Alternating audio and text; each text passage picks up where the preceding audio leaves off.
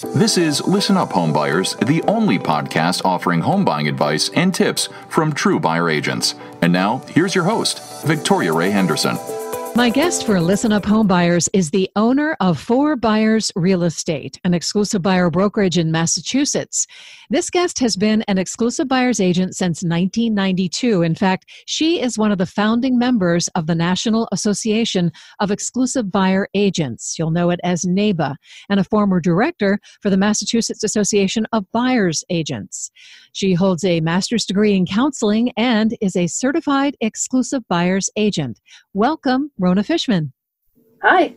Hi, how are you up there in Massachusetts? It's actually really lovely in Massachusetts today. We've got one of these rare, cool, clear, beautiful, great air quality kinds of days. Oh, lovely.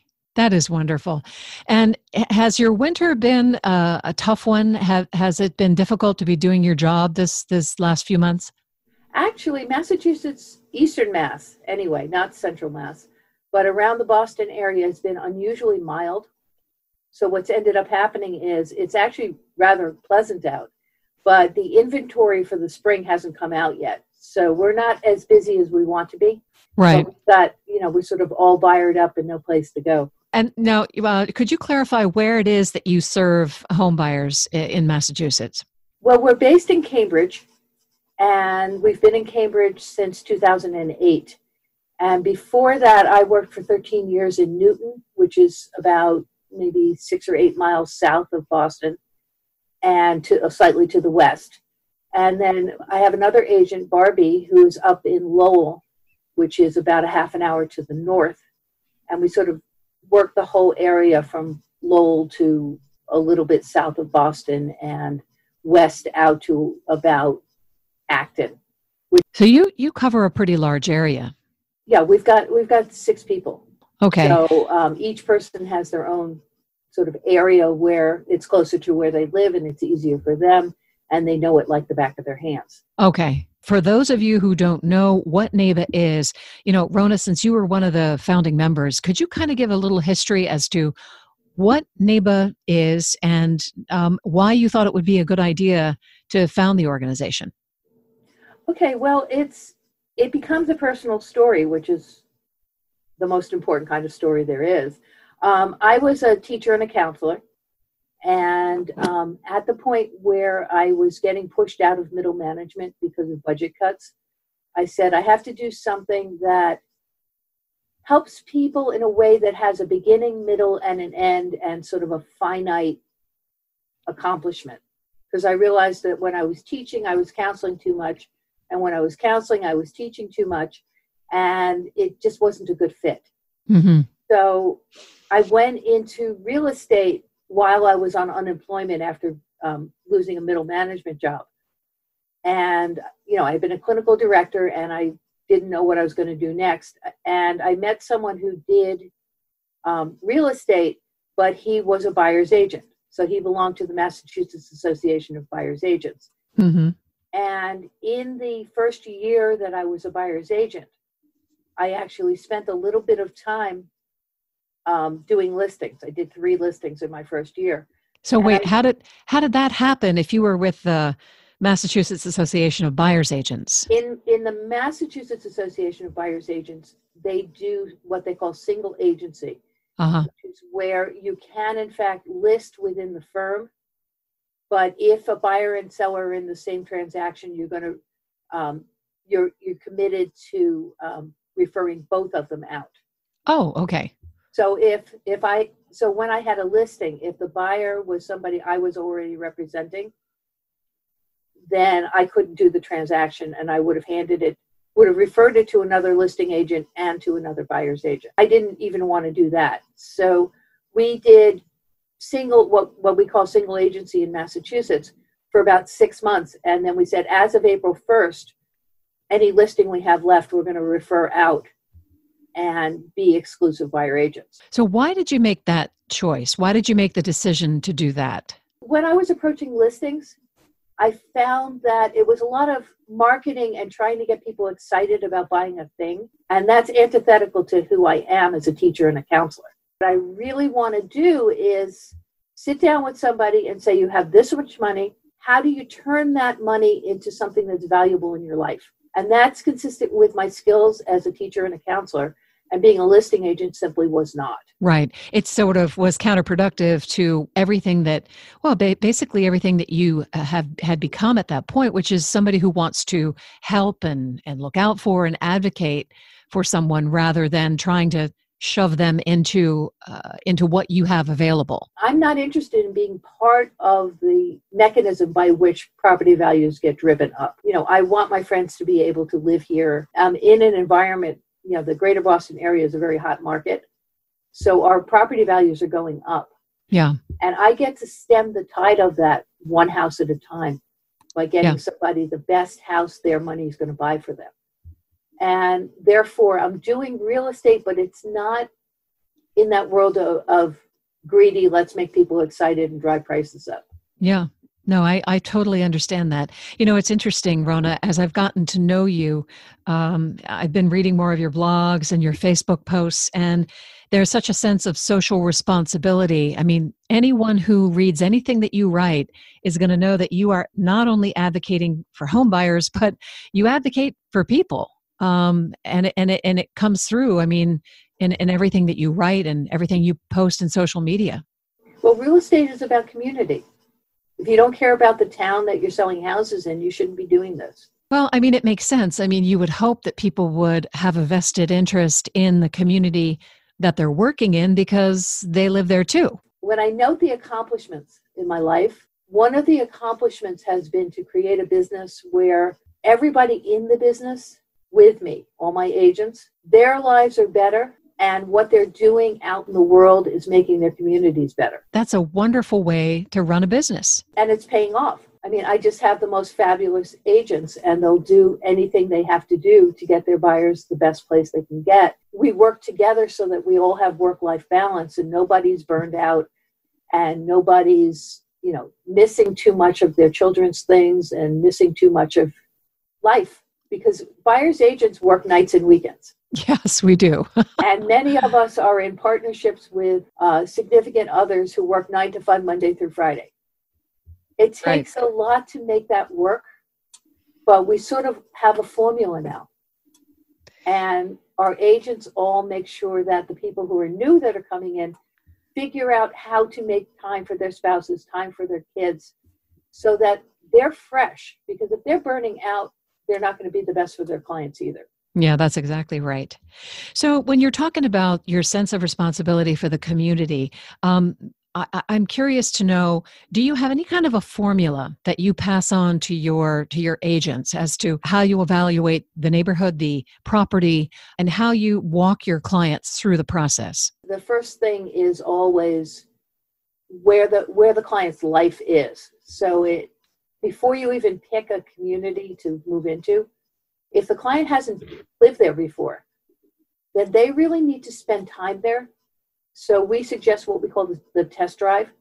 Sure. Which is that if the particular client family has children that are preschool, we'd want them to go to a preschool tot lot and play with their kids there.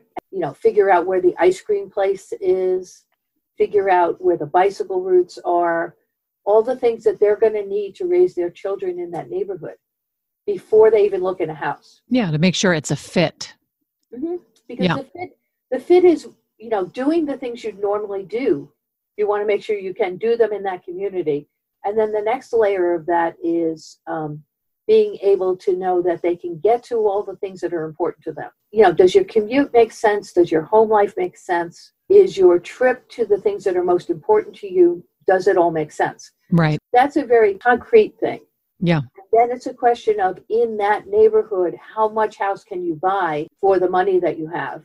And the balance of, when you're buying a house, it's always about the amount of money that you can spend is in like one side of the weight scale. And then on the other side, there's 3 balls: size, location, and condition. Mm-hmm. And, if you've picked your location, you have to know what size and condition you can get and what that balance should look like before you step foot in the house. Then we go into the house, and I've hired people who have an aptitude to be house nerds. And when I mean by a house nerd is somebody who's interested in how the house is wearing.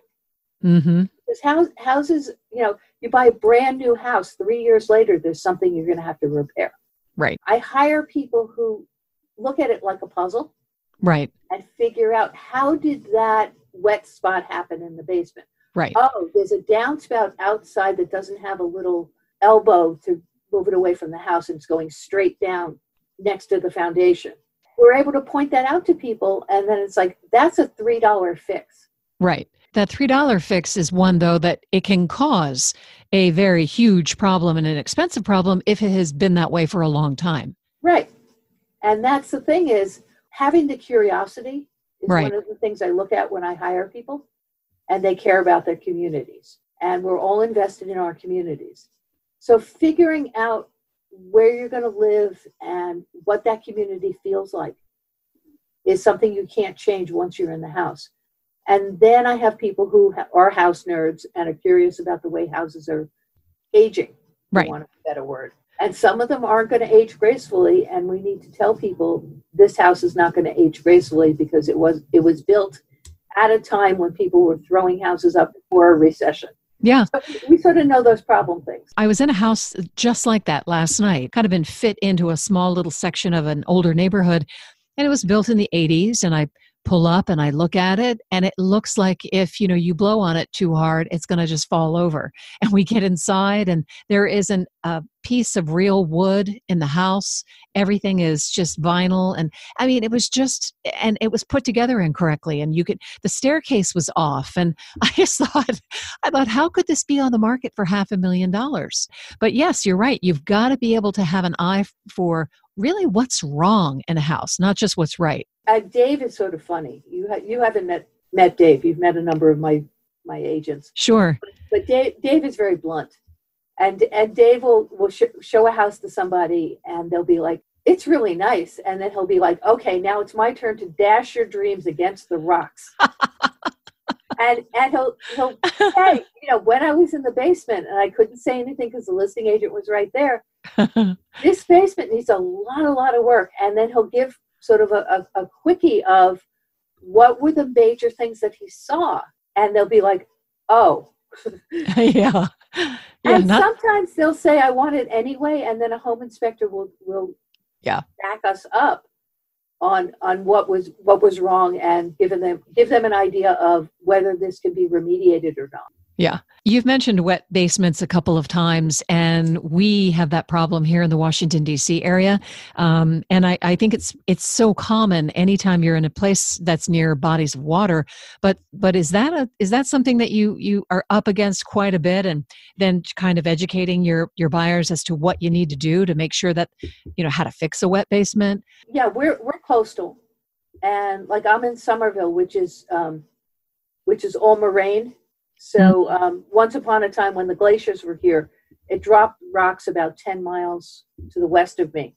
And then after that, sort of sludge made the rest of this. Cool. So I'm on clay and mud. Nice. There's rock like a half a mile down. I mean, we're not a big radon area. We're a big wet basement area. Yeah. Then you've got the fact that we're in Greater Boston, where a chunk of our housing stock, I don't know how much, but it's well in the 3/4 or so range, were built right around the turn of the century. So we're talking about 1900 to 1930. So these are old houses. These are 100-year-old houses. And they have rubble foundation, which is just like rock and mortar below grade, and then brick above it. So we've got almost all the basements are damp. Yeah. Yeah, we have a similar problem here. Yeah. And damp is damp. Damp, you can put a dehumidifier on it, keep your downspouts moving the water away from the house, and you can live happily ever after. But then there's wet. We've got enough of a water table that there are some houses that will get water every single spring, unless they have a sump pump system. Right. And then you're beholden on electricity. So if you don't have a battery backup, your sump pump's not going to work if the power goes out. So that's not cheap, but it works. And we'd rather see a working sump pump Yep. Then nothing at all. Then nothing at all. Yeah. But what we don't want to see is a sump pump system that can't keep up. Right. Because Right. Then you've got a sump pump system. You've got somebody who already tried to fix it, and it's not working. Yeah. Yeah. And one of, there's a number of houses, and I have sort of a memory like an elephant for houses. So I had a colleague who's no longer already retired, who used to call this house the Incredible Sinking House, and it was in Cambridge. Uh-huh.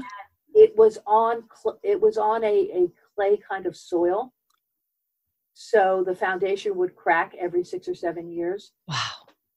And the house was crooked, and and then somebody would buy it, and then 3 or 4 years later they would put a bunch of money into it to fix it. Mm-hmm. And 3 or 4 years later, they put it back on the market with all the documentation of what they did to fix it. And the new people would move in, and the foundation would crack again. Oh, God. And then they would document how they fix it. And this is Hilda Silverman, who used to work with me, called that the Incredible Sinking House. Oh, my God. And it every 3 or 4 years, it's still going. Every 3 or 4 years, somebody sells it.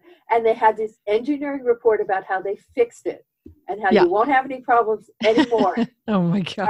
And it will crack again. And there's another one that I handled that was on top of a lake that was filled in. Oh, that doesn't sound good. It was not good. So the foundation, the back wall foundation was at least 15 degrees off straight. And the one owner put in like another wall next to it, like another foundation. Oh, yeah. I've seen that. Yeah. And that cracked. Oh, my gosh. And the owner that my client was buying it from put in steel rods that went 150 feet into the ground. And did that solve the problem? Well, the owner was claiming that it solved the problem, and he had an engineer that said it solved the problem. The buyer looked at it and got another engineer to look at it and the engineer said, that might solve the problem, but then again, it might not. Well, that's not good enough. Right.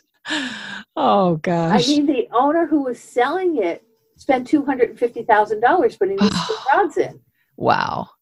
And Sounds like they should just raise the property and maybe turn it into a park. I don't know. Bring the lake back. Yes, exactly. The lake would be very nice. It sounds like it. I know that the whole Boston area, kind of dodged a bullet with Hurricane Sandy several years ago. Oh, yeah. But it was a bit of a wake-up call for everyone there. How much do you talk to your clients about not just these wet basement issues, but the actual fact that, the sea levels are rising? And it's not as germane for us because we're good, we're a good 20 or 30 feet above. Fairly unusual that we're selling property that's actually in flood zones. That's great news. Most of our properties that our buyers are approaching are not in flood zones. And when they are in flood zones, it's frequently river flooding. And generally the house has to be astounding to be worth it. Yeah. Because the thing is, if you're even near a flood zone, 10 years from now, you're going to be in a flood zone. Yeah. Oh, yeah. And we do discuss that. And a lot of the flooding that we see here, the street flooding that we see in our area, is mostly a matter of bad infrastructure. Yeah. Well, and a lot of our communities are getting serious about that. So a little bit closer to the water, that is much more in their face. Yeah, I By bet. the time you get to Cambridge, Somerville, and west of that, we're sort of on solid ground. Rona, getting back to the roots of NABA and why you decided to make the decision to be one of the founding members, can you talk a little bit more about what motivated you to do that and how it works for you today? Sure. Okay, NABA, again, I very, very quickly, as a real estate agent, I realized that I didn't want any part of the greed is good mentality. Right. And that, if I had to swim around in that, I would have gone back to teaching because I like teaching. I liked counseling. Mm-hmm. So that that's a first no-brainer start, is that if there's a national organization that's talking about doing this process that I love, which is talking to people and saying, what do you want in your life and how do you want to use your money to enhance your life? Mm-hmm. And now I can be your ally in making that happen. I could spend the rest of my career doing that, and that's what I did. Yeah. So once there was a national organization, it just expanded on something I had already grown to love, because the Massachusetts Association of Buyers Agents was one of the early state associations that pushed for a national association. So there was Massachusetts and Colorado and California, and I think Texas. There were state organizations that were fairly strong. And you're talking back in the early 90s, right? Yeah, early 90s. So I started in 92, and this was a couple years later. The people in NABA were incredibly generous. I mean, theoretically, we're competitors. Right. But our sense was there's enough to go around. If we explain to people what we're doing, we're going to have enough buyers to go around. It's such a wholesome concept. I don't think a lot of people really understand, certainly a lot of other agents don't really understand it, but I can see why so many of the NABA members would be drawn to this business model. Some of the people that I learned from were just the most brilliant, generous, lovely people. That's and great. They brought me along in this.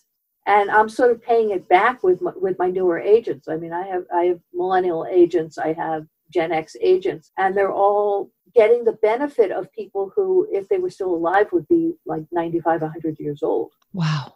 Yeah. So, there's just this wisdom that I've got by being a NABA member. Some of it's technique, but a lot of it was about just globally looking at what's a wholesome way, what's a generous way to guide people into houses that are going to make them happy. Yeah. And that's the goal is, people come with their own money, their own budgets. How do you turn that budget into something that's going to support your life? Yeah. How's your family? What could be more important? Yeah, it's true. And it's such an education process for buyers all along the way. There are so many layers that have to be understood. All these things that they're serious considerations. Yeah. And we're pretty blunt about what's wrong with a house. So it's sort of, the buyer will say, this house will suit me. I can fit my life in that house. Mm-hmm. Next question is this house worthy of you? Yeah, that's a great question. Or has the previous owners really beaten it up too much? Yeah. And what's it going to cost you to make it worthy of you? And, we don't want people to buy things and be over their heads. I mean, I can say I've been through 3 recessions and I have 0 foreclosures. That's something I'm proud of. Yeah, that's wonderful. My buyers don't overbuy. My buyers don't buy and then need to move in a year. Basic economics says that whatever goes up must come down. Mm-hmm. And we in this area, in the greater Boston area, we're going up in an unsustainable clip. So the last recession, which was a huge one, which a lot of people got hurt in, around here we went up, we went up and up and up and up and up in a way that was not sustainable. And then we receded to 12 to 14%, depending on what you're measuring. Yeah. And then after 2 or 3 years, it caught back up to where it would have been. So our recession lasted, I think it was about 6 years. Buying right now, people shouldn't be so afraid of recession as much as they should be very clear about getting something that's really going to suit them, that they can stay in if they have to stay in it, and not have to move in the middle of a recession. If you're not moving and you're able to pay the mortgage, the recession doesn't mean anything, because five years later, it's going to be fine. A good note to end on. Rona Fishman is the owner of 4 Buyers Real Estate and exclusive buyer brokerage in Massachusetts. Thank you so much for joining me. Oh, you're entirely welcome. It was really great to talk to you. You've been listening to Listen Up Home Buyers, the only podcast offering home buying advice and tips from true buyer agents.